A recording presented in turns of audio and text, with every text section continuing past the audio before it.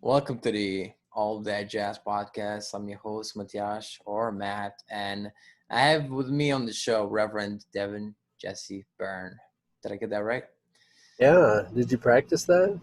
No, I just get it. This is the second time I got it right. Natural. All right. So you are. I first met you. I you were introduced to me as a Course in Miracles teacher, and you have an interesting background in because you told me before that this is not the only spiritual practice that you had other spiritual practices. Yeah, kind of. Yeah, I mean, I've always been in the realm of spirituality my whole life. Yeah, Okay, so I want to explore that because sometimes people um, have spontaneous spiritual experiences, seems like, but most often I've seen, from what I've seen, examples of famous saints or whatnot, people need sure. to work at it really hard to get kind of experience, to get like a breakthrough of consciousness. And even doing a Course in Miracles lessons, it seems very easy at first, but then it's a lot. So what was your path basically? Yeah, it's hard to really say when it began because as starting off and raised with my family, we were raised in the Mormon church, the mainstream LDS Church of Jesus Christ of Latter-day Saints around here. Mm-hmm. And from that was my first, say, introduction to spirituality, even though it is a dogmatic Christianity religion, stuck in, its definitions and its rules and such. It definitely kicked me off in the sense of, even today I still use like terminology and sense, but it all is used by the Spirit to guide and to speak, and really makes not a whole lot of difference. But my whole family, most of my family, is still very active in the church. Right. And um, coming from that, I actually, it's kind of hard to say what was next, because I even started having conversations with Spirit and with God when I was about 12 years old. When I was learning how to meditate from the guidance of Spirit in, in the middle of the night. I wanna. Okay, I'm interested in Mormonism myself. I always thought it was a fascinating religion, and I've went to a couple of services, and there was seems to be a bit on family. So I imagine you have quite a few siblings. Is that correct? Yes, I am the seventh born of Oh, nine. Yeah. wow. I thought maybe five. I didn't think seven, nine. Wow. Yeah. That's okay. Is there any truth to the rumor that you get really good at speaking your piece and being very brief, and kind of like you get a degree almost like a lawyer, and being it from a large family, you kind of like you have to like negotiate and all that stuff. I suppose. Yeah, I guess that's a sacrifice you make for getting enough attention. You kind of have to work for it. Yeah. So, yeah, I've never heard it kind of said in that fashion, but I definitely, from the beginning of life, had to deal with relationships and people right off the bat. So, Yeah. definitely got trained in that. Seems quite full on, like I almost like a communication degree, which people that are without siblings kind of maybe miss out, especially now because a lot of people play a lot of video games. I don't know. Did you play a lot of video Yeah. games? Uh, my brother brought home a Nintendo from Japan when he went on his Mormon mission to Japan. He already beat the entire uh, Mario games and Mario Right. 2 before they even came out here in the United States. And so we played a lot of that when I was real young. Uh, I guess I was around 5 years old. Got familiar with that. Okay. I kind of pride myself in the sense of being born in the same time, the same year as the personal computer came to market in 1985. 1985. That's when I was born as well, actually. Yeah. Now we both shown our age to the audience, so Yeah. it's a good year. Color You Purple can came see out. it right here. Okay, so then at some point, I imagine, to your probably family's distress, you probably left the Mormon church. I do not feel like I left it behind. I feel like I added to it. Um, I feel like a lot of things about the church are already confined by definitions of people that don't actually know what the church is. So as it's often been passed down through prophets and different leaders and such, and they add to it all the time, shape it and form it to the society's liking, essentially. And so I do honestly feel, from what I've discovered, that Joseph Smith did come to a lot of different truths, but in himself didn't understand. And so everyone after that really hardly could discover real understanding from it themselves also. The problem is when people think it's about information and books, they do naturally lose out. It's already gone through its dictation and symbolism. And so then it has to then be interpreted by your own mind, and you have to interpret it with what you understand. You can't Right, interpret something you don't understand with something you don't understand, right? So it has to be right. confined into your own images, your own ideas.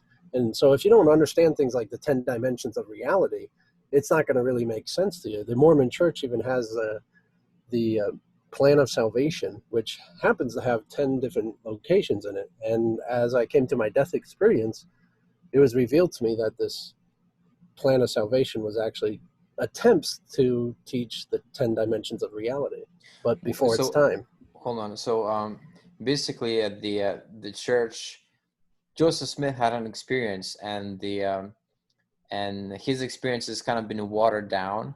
Would that be your interpretation of it? What's Uh, happened? in a way, yeah, there's actually evidence that Joseph Smith talked about his first initial experience, even revelation with God, and even what he says is Jesus.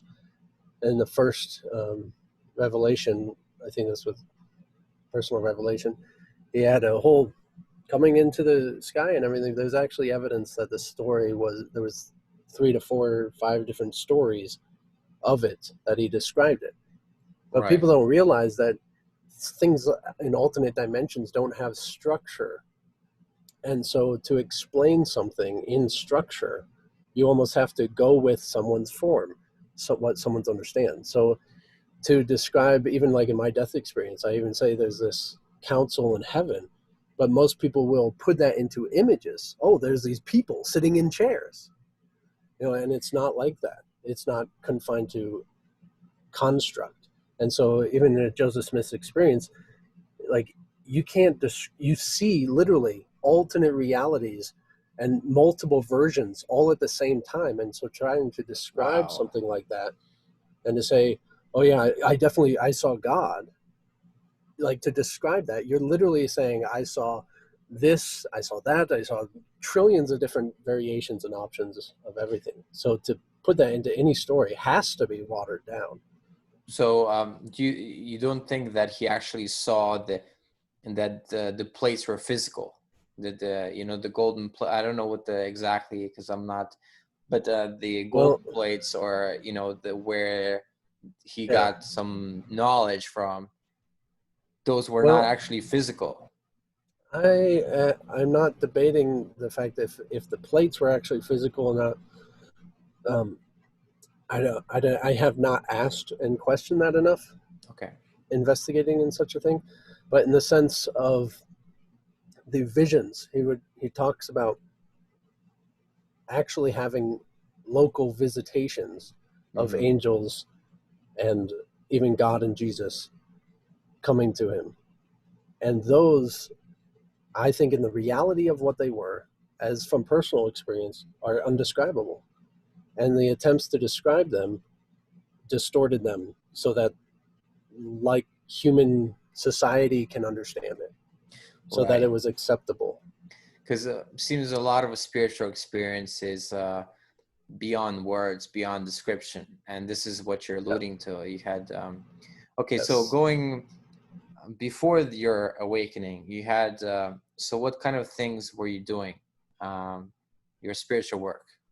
Yeah, so I mean, I was looking all over the place. I was always looking, and I mean, even talking about when I was 12 years old, I was sitting there, I mean, discovering myself, sexually, and the church really preaches, especially at that time, about against masturbation and how it's the devil trying to get into your life and all this different stuff.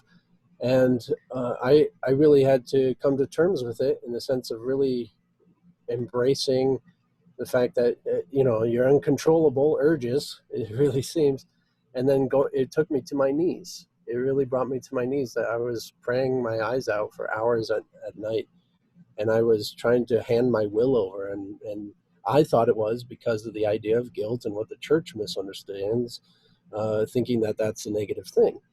And so I was suffering in this fact that I was trying to hand my will over to God, saying, if you want me to do this, or whatever you want me to do, I know I will do it. I would do it. And I was handing my life over to God continuously, days on end, whenever this would happen, and even then some. And I found myself throughout the day or the night trying to sleep and being guided to how to sleep, and using my terminology and what I understood being a young boy. The idea is even using my crush at the time, and it was teaching me just to focus on something. It's like, oh, you think about her a lot. Why don't you just focus on her and nothing else? Just focus on her, Right. and the chanting. And so I was learning how just saying her name, because it doesn't really matter what you use. You're just learning to focus. And then I would find myself going so deep into this focus, where I would lose myself, and there would be this emptiness. And I would often come back with this information and kind of quotations that sometimes it would be very profound audible voice that speaks a very simple truth to me, but it absolutely blows me away. And I would come back and write those things down. And so it was kind of the whole process. Like, I needed to feel guilty to bring me to this. And as much as I did that, I always felt that connection to the divine. And I do feel like that agreement of being here for that had to do with a lot of my life. So I still live by that, surrendering my will. So you had okay, so you sense you had an agreement to come here and to awaken, as it were, that this was part of your agreement to come to Earth. Oh yeah, I mean, even getting into my death experience, I remember the absolute first agreement of the whole reason I came back was the same reason I agreed to be born. Yep. Wow. So it sounds like starting from age 12, you already was surrendering your will to God, which is Yeah. something you typically see with people that are really devout, and also people that know about 12 step 3 is about Oh yeah. that, and of course miracles also is big on that. So you already started with that, and then and what was your next uh, as it were, the Well, next level that you went yeah. into spiritual Still being practice? a teenager, I didn't entirely know how any more than the spirituality of the church offered, and I really dedicated myself to that a lot because that's what I've known at the time, as well as taking courses in school that I was inspired by. And I do feel like a big part of it was I got into theater, and I learned how to overcome my fear of speaking. And I learned, and I feel like I've been guided my whole life in that way of little things that you have to learn along the way to be Yeah. what you are meant to be. Yeah. Yeah, I dabbled in acting myself. I used to be very kind of shy and all that. And now I'm doing this. So, Yeah. So it brought me, I had a scholarship for it as well. And yet I was kind of trying to force it after that. And I did fail trying to do so much at the same time. I was working nights and then tried to have a girlfriend, and then I had to be a full-time student, and it kind of all fell apart. And then I lost everything of all of that, and I was then guided to going to massage therapy school. right. Yeah. Okay. I barely remember why or the reasoning. It was just simply, I see the next step here in front of me, and I called on it and worked it out and got it going. And I never did so well in school than I did there. And that, I feel like I came really learning about the body and the muscles of the body, how the body works and everything a lot. Even anatomy was one of my classes. I just flying colors. Right. You was more hands-on, literally. Yeah, literally, yeah. And you never feel as good as you do with massage therapy school, getting massages every day. It was great. Oh yeah. Actually, that sounds like a good idea. I'll look into that. Yeah, it's worth the tuition. Well, anyway, that also brought me into an intriguing idea called energy work. I got into, there's a class of acupressure, not using the puncture part, but the same thing about acupuncture. And then Reiki and different energy works. And I was starting to get into that. I became a Reiki master around that same time, about 19 years old. And Wow. just learning about energy work and seeing it and experiencing it. And that brought me to another inspiration. I started a program just like yours here, a podcast, Therapy of the Soul Radio. Wow. And I was interviewing different people of different genres, and I came to a tarot card reader who told me about A Course in Miracles. And I tried to get information from her about it, and she didn't know what it was. She just said it's for you. Do it, and it's for you. And so I was looking online for it and like trying to find it. Granted, this was 2006, so 2005, and I couldn't find it. And then I was walking through the bookstore, and there it was on the shelf. And I ended that podcast, started a new A Course in Miracles. I Am A Course in Miracles podcast. Right. The first one on iTunes. Appropriate.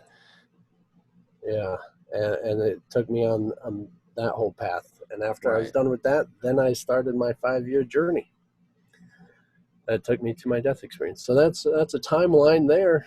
That's so that's what you're asking for. Right. So like in linear time, things do happen in linear, but like as you experience things, it seems like, I don't know, when I think of last year, it seems like forever ago, but because so many things seem to happen. So would you say it's the experience of life, or actually the spiritual experience that makes time seem so warped?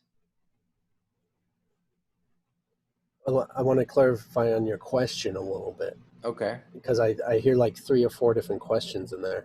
Right. So are you asking about time? Yeah. So what makes time warped?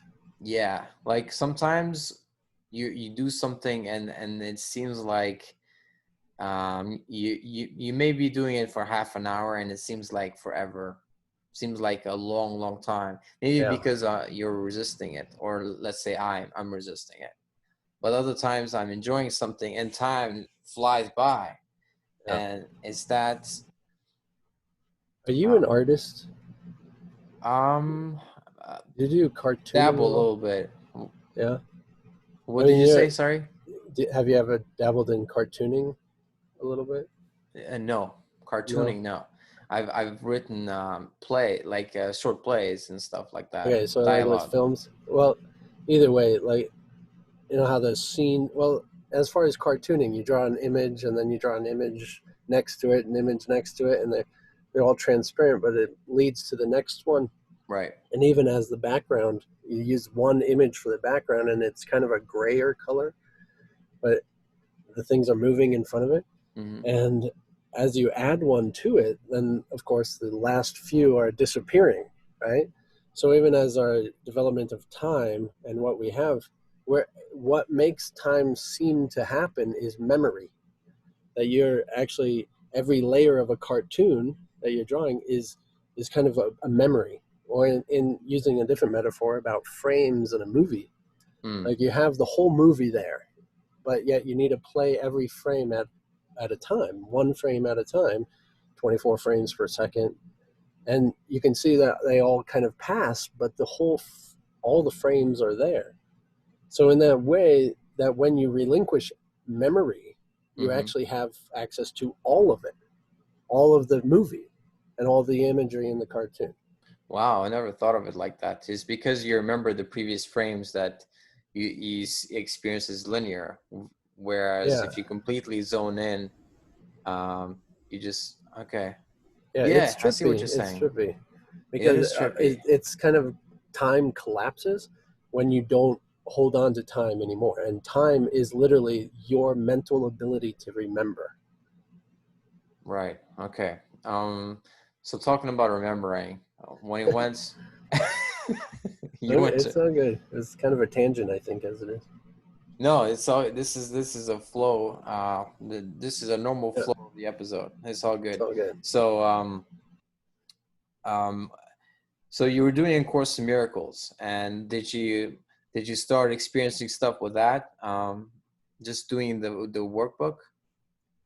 Yeah, I really feel like I came into information, or kind of a voice that I've already been hearing. Like, to me, it was not new. It was like, wow, this is confirmation. Like, I can hear the same voice essentially that I was speaking with, uh, the same certainty and everything, that I was even at the age of 12. So Right. to me, it was like just fitting into place. And I was hearing as if it was my own thoughts as well. So it was all coming together, kind of collapsing in that same sense of where I was literally, I never understood anything more in my entire life. Like Then A Course in I'm not, Miracles. yeah, I'm not entirely educated and successful in schooling. Uh, I really struggled in the realm of like reading, being dyslexic and everything, and kind of had to be in resource classes and things like that. So I hardly read any books in my entire life. But when I got A Course in Miracles, it was as if I was told my wires were crossed all different than normal people, a lot. And so they were trying to help me to understand it. And then I got to A Course in Miracles, and I found out my wires were crossed to understand this, because finally I read a book that I understood. Wow, that is amazing. Well, what was some of your favorite A Course in Miracles lessons? A lesson? Yeah.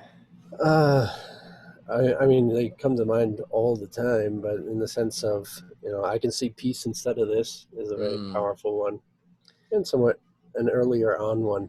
I do like the very beginning ones because they are so powerful to kind of shift around your perception. yeah. And number 11 is when it starts talking about uh, the parade or a procession passing by. Just think of your thoughts as an oddly assorted procession passing by.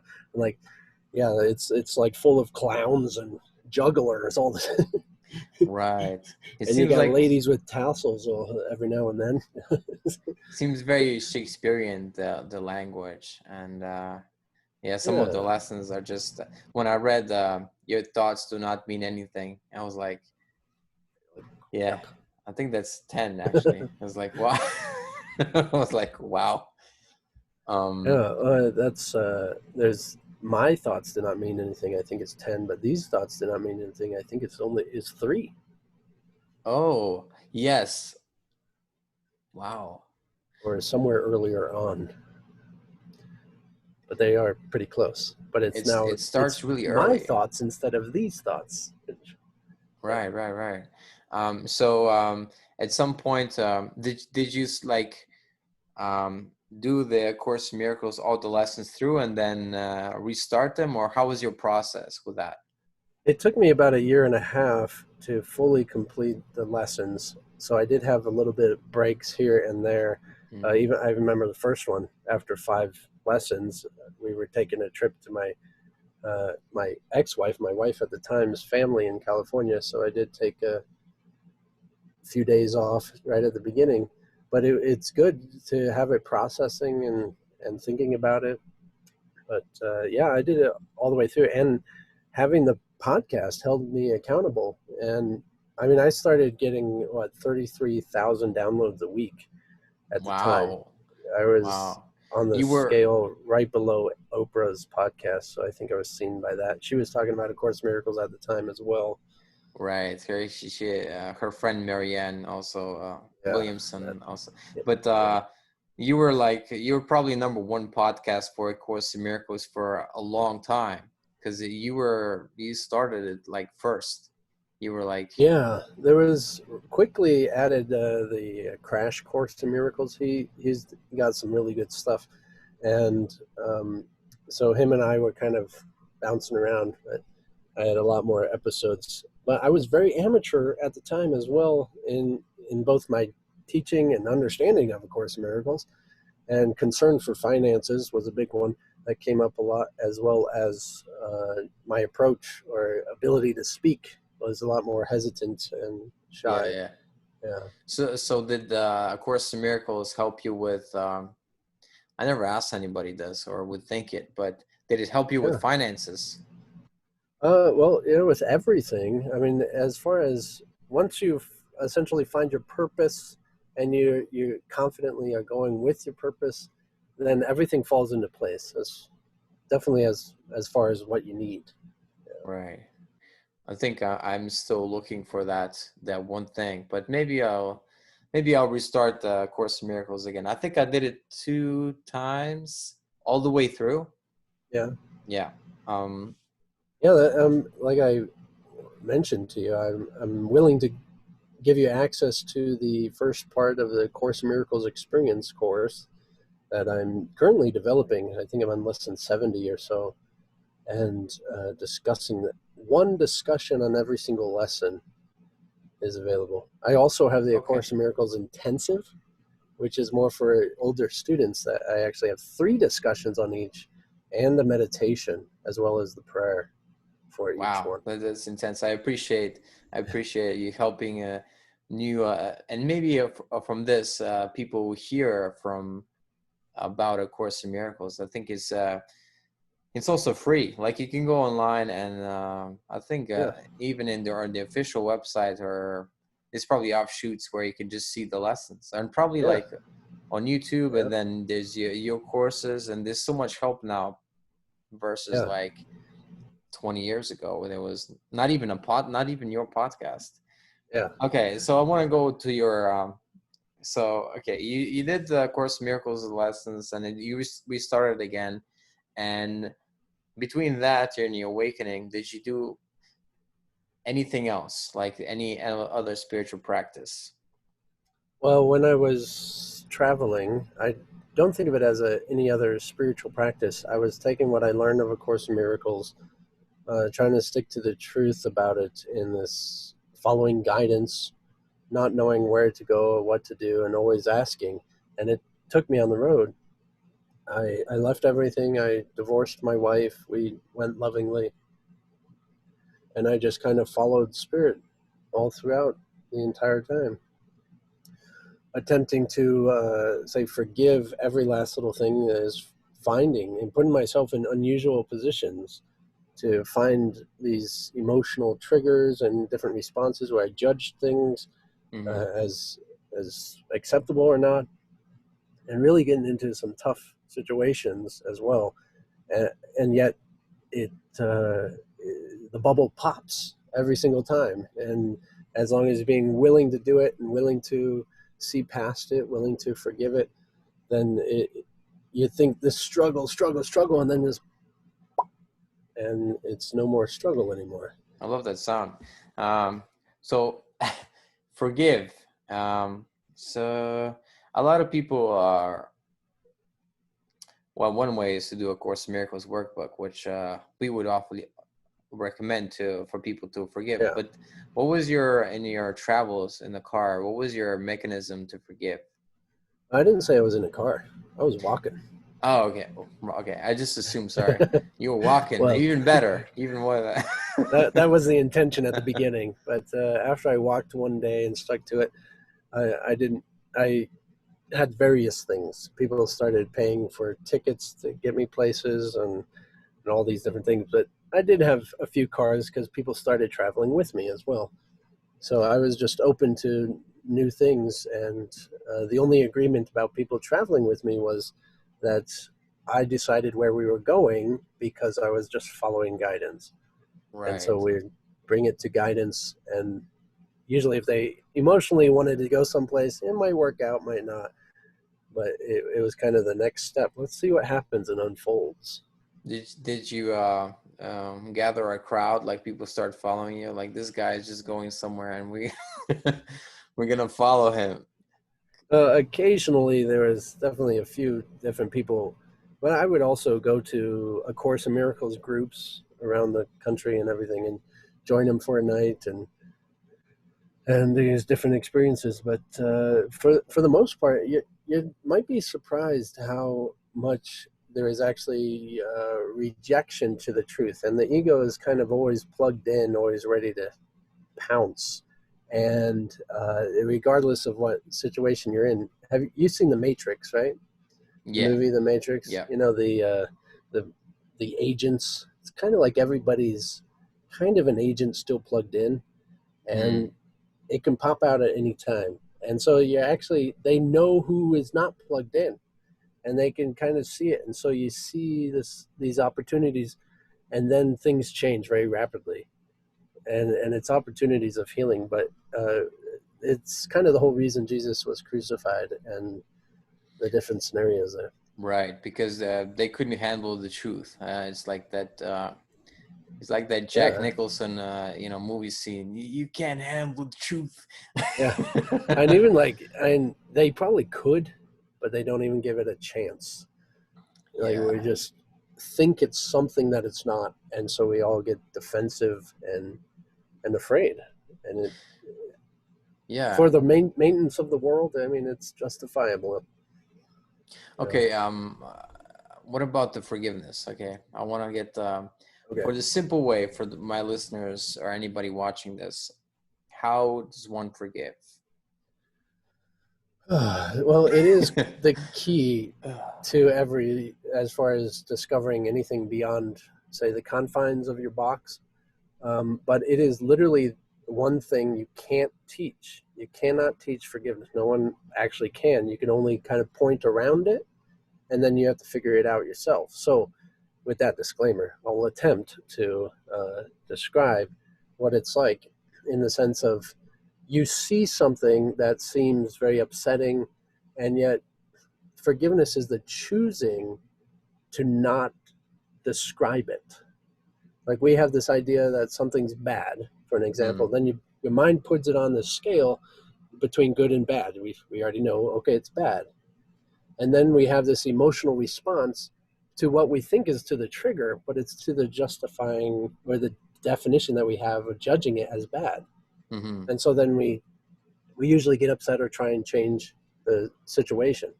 And so forgiveness is in a sense of taking it off the scale of the knowledge of good and evil and seeing it in the sense that it's neutral.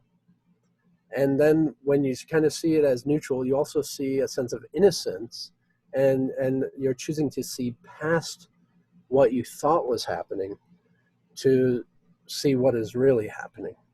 And that, of Mm. course, is just to a degree in which you are experiencing it. Wow, I never heard it quite like that. Remove the judging and Yeah. see it's not really you're seeing it wrong. Yeah, it's tricky because we often think forgiveness has to do with pardoning someone for their wrongdoings or their sins, Mm-hmm. but really it's recognizing that there was no wrongdoing and there was no actually doing, and that it's Right. all in your mind is It's an judging. illusion. It's an illusion. What Yeah, you I mean, we thought. don't, that Okay. that often is used in the wrong way, in which they actually yes, everything is an illusion, but in the sense of the fact that I think, like I'm thinking, I'm judging if this is right information or wrong information, Mm-hmm.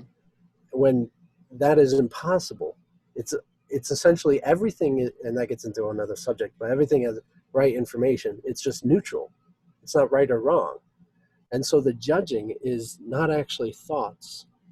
It's more, where do I want to go in the universe? Again, another subject. Okay, well, let's go. Okay, there's a lot to unpack here. But are you saying that any truths that are out there, are you saying that there's no necessarily no right or wrong, that is all neutral? Well, yes. So that gets into a few different things, because as far, and hang on with me here, for there's the 10 dimensions of reality, and every single religious belief, for an example, has its own universe. So it's Okay, true yeah. in that universe. So when you're choosing one, you're choosing a universe in which you're going to go to.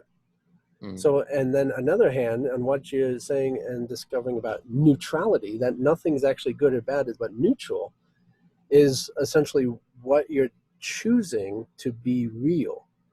So we have all these definitions about, if I said that is neutral, then I'm evil.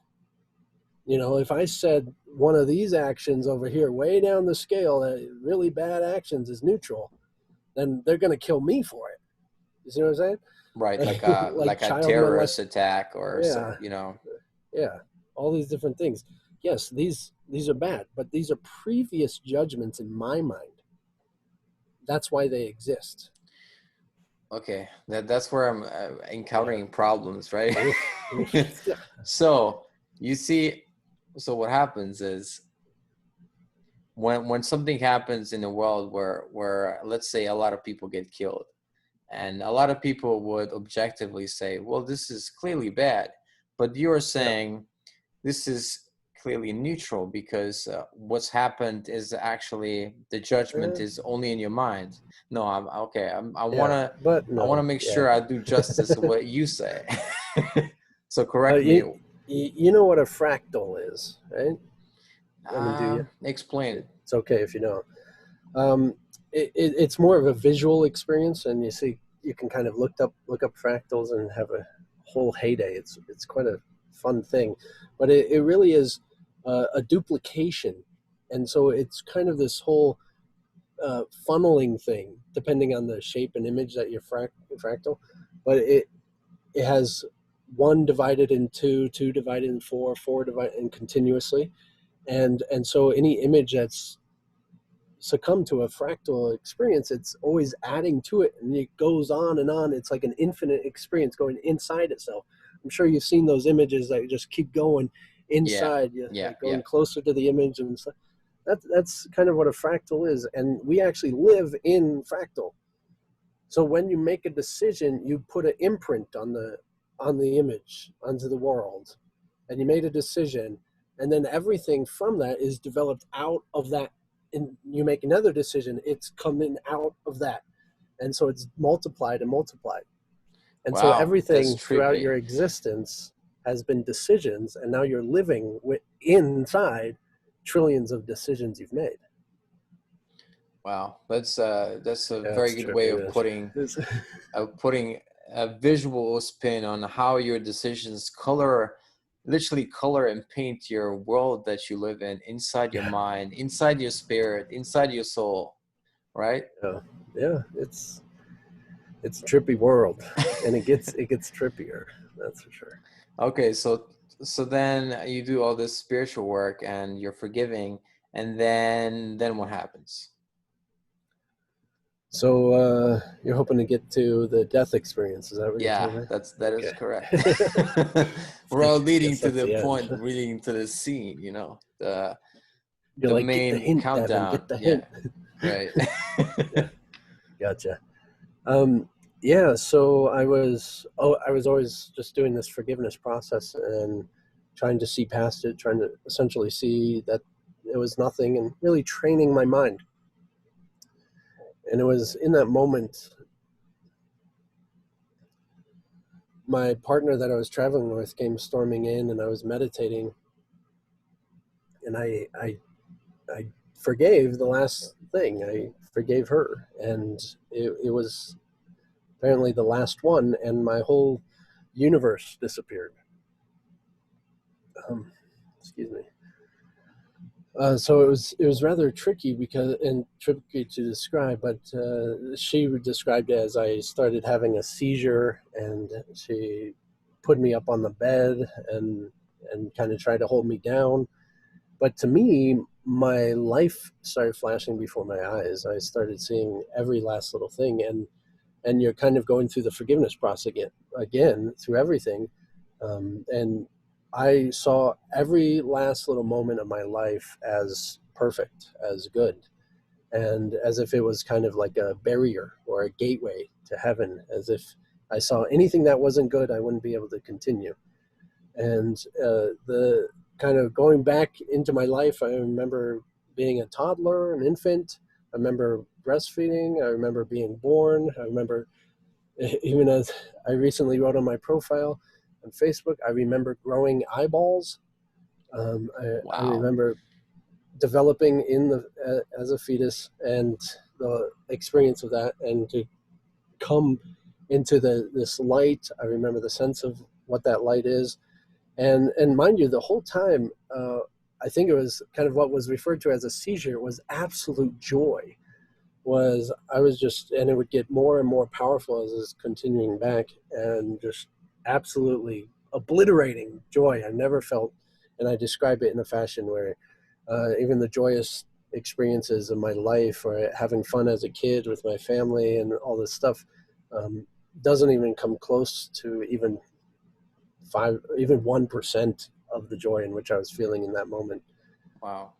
So I was coming closer to the light and passing through what I could see is in the sense of a tunnel, but I wouldn't say it had any form, and it was definitely beyond form at this time.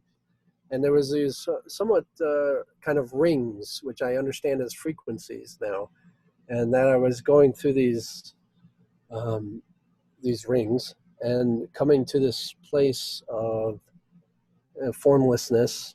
But I realized there was this council, a very familiar place, very familiar council, and which I call the council in heaven, and without form or shape or construct. It was many layers, many layers. I can't describe it all. So there's a lot of different experiences, but it did come to the conclusion that if I wanted to transcend the world and essentially fifth, sixth dimensions reality, I could. I took the right direction. I forgave the world, and the world was no longer contained in my mind. So at that moment, I was given a choice that if I wanted to, I had to remember all of my future. And so they gave me the same reviewing of my mind that I would have uh, before my birth. So, mind you, this is out of time, so it's a little tricky to Mm. describe. So, in the same sense, I had to review my future as I did review my past, and so there was many variations of my future that had to come into play of where I was looking at and experiencing, but there was familiar attributes to it, like kind of a purpose that I was meant to fulfill and teach as I'm doing here, and in the sense of also the family in which I saw in my life. So it was described to me without words that I would, in order to come back or to do any of that, if I wanted to come back to the world, and then I would have to accept a resentment or a grievance again. And so I resented the fact that I wouldn't have a family that I saw. I wouldn't experience that in the fashion of being who I am, as unique as I am, and having a family. And then, as well as, grieved the fact that I wouldn't fulfill my purpose and teach, and that my message would be misunderstood as I just died. I was just a kid that died. Nothing great about it. And so instantaneously, as I accepted these resentments and grievances back, the world all came back into my mind and experienced physical construct. Wow. So, wow. what of those resentments? Is this like a contract where you have to hold on to a little bit so you're Yeah, here, otherwise you die, basically? yeah, yeah. It's not really death. It's more like disappearance of the universe. But in the sense of the only way you can maintain this world, it literally is and requires an idea of separation in order to experience the world like this. And so a resentment and a grievance of any sort are separation concepts. And Right, so that is why I had to accept those ideas back. And I have hundreds now. I'm making shirts as far as possible. Maybe not too far. But like now I'm in a place where I'm trying to be in this world. I know I can get out. I know exactly what's happening. I know all of this. So now I'm actually trying to experience the world. I'm coming into it instead of before I was trying to get out. And so many right, teachers are still trying to get out and talking about getting out and everything. And I'm telling you, I know exactly how to get out. I tell, and that's why I'm teaching the course. I know exactly how to get out. You just have to understand it. Most right. people don't completely grasp what it means to have no resentments and grievances. So if I want to die a quick, joyful death, all I need to do is forgive everybody and everything ever in my life, and then I'll be free. Yeah, as long as you understand what forgiveness really is. Right. I see. What do you think about Jesus? Do you think he held the resentment to be in the world? Well, Jesus was a development of my mind in order to give me a path in which I was to understand my own making of the world. So, just like anybody else, to me, is actually an idea construct that I've developed. No, no, but I'm talking about the actual person. Yeah, there is no actual person, just like I don't actually exist. But the essential consciousness of Christ, maybe you're referring to. Well, yeah, he had the Christ consciousness, right? Yeah, discovered it. Yeah. So that itself would not hold a resentment, yet he was still here. And it seems maybe Yeah. there's exceptions to people that can be without resentment and still function. No, You don't think so? nope. But he knew exactly what to do. Even as I'm here with you, I know how to do it and where to go. And I do believe, as far as the stories, he also discovered that, but in the sense of actually doing it was not happening yet until he was lifted into the heavens, as it's so described. Okay, so that's when he actually, you think that's when he actually like died. That's when Yeah, he actually forgave the world. yeah, it's tricky Okay, because we a still think bit a bit Jesus is out different. there. Yeah, I have not heard that before. I want to get something just pick up on something you said earlier. You said each religion has its own universe.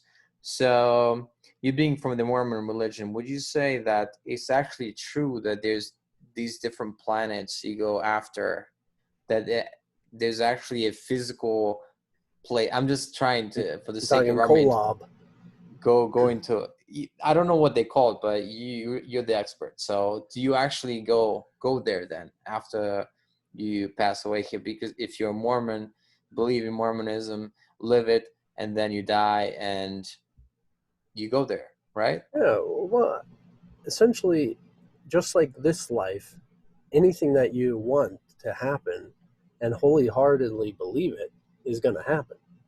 That's the development of the world. Like, we're more powerful than we think we are. Like, we are more literally the center of the universe than we like to make it seem with all the people around. But really, we are in developing quite literally our holographic representation of our mind. And so when we kind of let go of this one idea and say die, we also still see our mind. And so what is occurring is what we believe and want and desire. Well, you said yourself you didn't want to die, so I'm using it in the same way, like die as Yeah. in physical body, just topple over, you're dead, and then your girlfriend or whatever will be like, well, Devin's Yeah. dead, he died. Yeah. You know what I mean? Yeah. No, I'm not saying that you're wrong. I'm just saying that in that sense of what happens after death is whatever we're looking for. Yeah. Okay. So it depends very much on the belief system you have before you die, basically. Yeah. Uh, It's kind of what you hold fast to. That's why I say each has its own universe. And so quite literally, you choose your own universe and what you want to be happening. You're going to look for it. But that too is going to fall, just like the world does with death. hmm. Timothy McVeigh famously said that I know I'm going to hell, but I'm gonna meet a lot of friends there. Um, so he was in a certain way aware that there is a dimension called hell. So I guess I'm Sure. asking, what is your opinion on that? Do you think there's levels of hell like Dante's Inferno? Well, I don't think of it as an actual place separate from those things, but in the same way, yes. But it's more so what you're looking for. And you often look for what you think you deserve. And so if you have Right. yet to forgiven anything as far as literally see it as nothing, then it will seem to have power over you until you recognize it doesn't. Hmm. And so anybody can actually leave hell when they truly forgive themselves. And in the same way, you can get out or not go there if you have forgiven yourself and believe any other party has also. Right. So self-forgiveness is very huge. We condemn ourselves by our own thoughts, and essentially. Yeah, but we got to emphasize that forgiveness, being the state of seeing something as nothing, is quite literally the same thing as forgetting. So if you remember it, you're going to have to deal with it.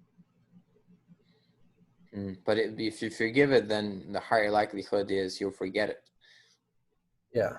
but not It's not necessarily. just I'm going to push it aside and I'm going to, Right. oh yeah, I pardon myself from doing that. It's like you literally, someone might point out if it's possible, oh, remember doing this? Uh, yeah, you got to work with this. And you're like, I do not remember doing that. Yeah. And honest and authentic, real, honestly do not remember it. It's like when you're family and some people remember certain events because they were impacted, and you're like, no, I Yeah, can't recall. yeah. You know. No, but I remember this one. They're like, oh, I don't remember that. Yeah. Yeah, I remember when you did that to me, and then I cried, and you're like, no, You because always cried. Yeah. so I want to speak a little bit about what you do now. So you said you don't do the podcast anymore, or do you do still the podcasts? I do occasionally a little bit do podcasts, mostly behind the scenes of recording my courses. So I do a little bit, and they're still available. Some are kind of sound like I did a reinterpretation of the Tao Te Ching, and even a different channeling of the Diamond Sutra, and uh, I have the construct, the articles of my say quote unquote religion and belief system as I am a Course in Miracles podcast. I did do another one when I came back from my travels, but it's also a little amateur and chaotic as well. Gotten better in the last year. It's really good. Anyway, So you are a reverend. So do you have kind of your own like online church? yeah, it's kind of just generally what I'm doing, but I do have the kind of requiring it as far as I saw the law sense of requiring a definition of a religion. It's kind of against my religion to have a definition of it, so I gave it the name undefinable and expansive. Hmm. And so, yes, I do have several articles about what is believed in when they. So it was what was it called? The statutes of the divinely realized. So anybody that discovers truly the central consciousness has the same belief systems, just might not be defined in the same fashion. Right. So you're saying like just like Jesus and Christ consciousness is the same as Yeah, Buddha consciousness in a way that they're similar energy field. yeah.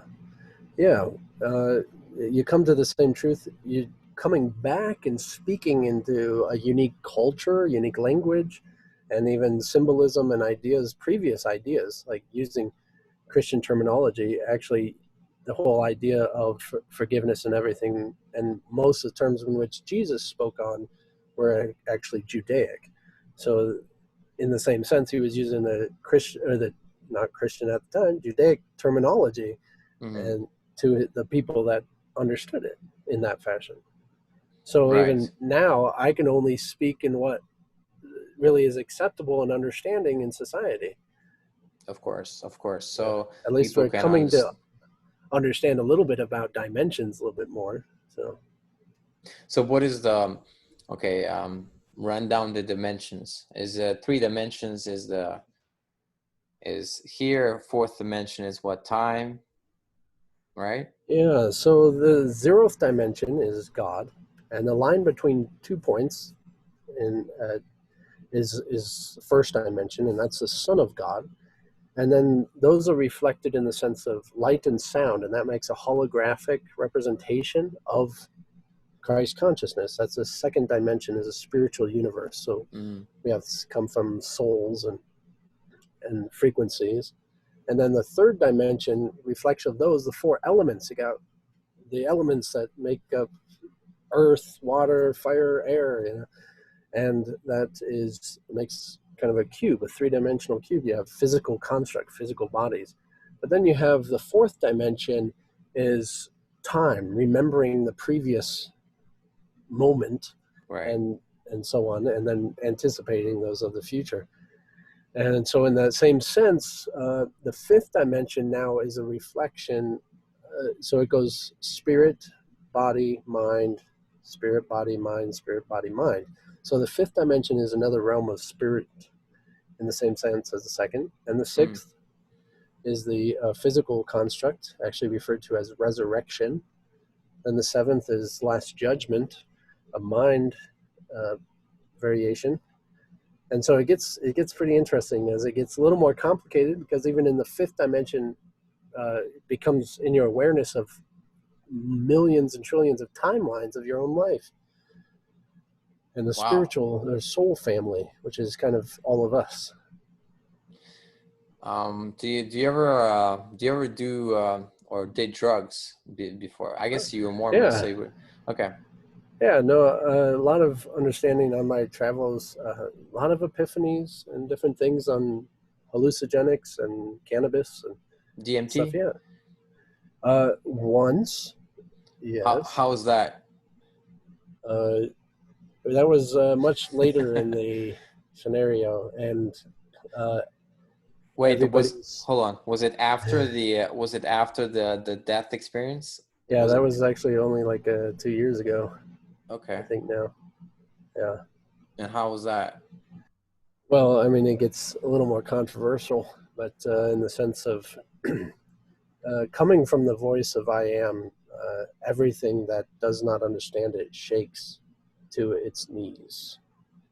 Does that describe it enough? Well, it sounds like a start of a good movie. Yeah, I like it. And then that's but so your experience was did you see anything or was it just like an awareness basically? With the DMT. Yeah. Yeah, there is actual embodiment of kind of a lion. A Yeah, lion. I've heard that yeah, before. Okay. yeah, like a king or something. And Yeah, that's representing God. It's like I, Narnia, I you would know, like say, yeah, Narnia had it right. C.S. yeah. Was it C.S. Lewis? Yeah. It's He it's a symbol. Yeah. yeah, yeah. Okay, so what is your website? Where can people reach you? So openandclear.com. That's OPENANDCLEAR. There you go. Radio voice. I'm gonna put also that in the under the YouTube videos and Sure, your yeah. profile on Udemy. I think that's where you have your courses. Yeah, I'm Okay, giving out a free course to anybody that's interested for their first course. cool. People can check that out. All right. Well, thank you very much for being on my show, Reverend Devan Jesse Byrne. Or, I get yeah, it right. got it. So there he is, Reverend Byrne. Thank you for And having me. you're most welcome. And thank you for watching or listening to the podcast.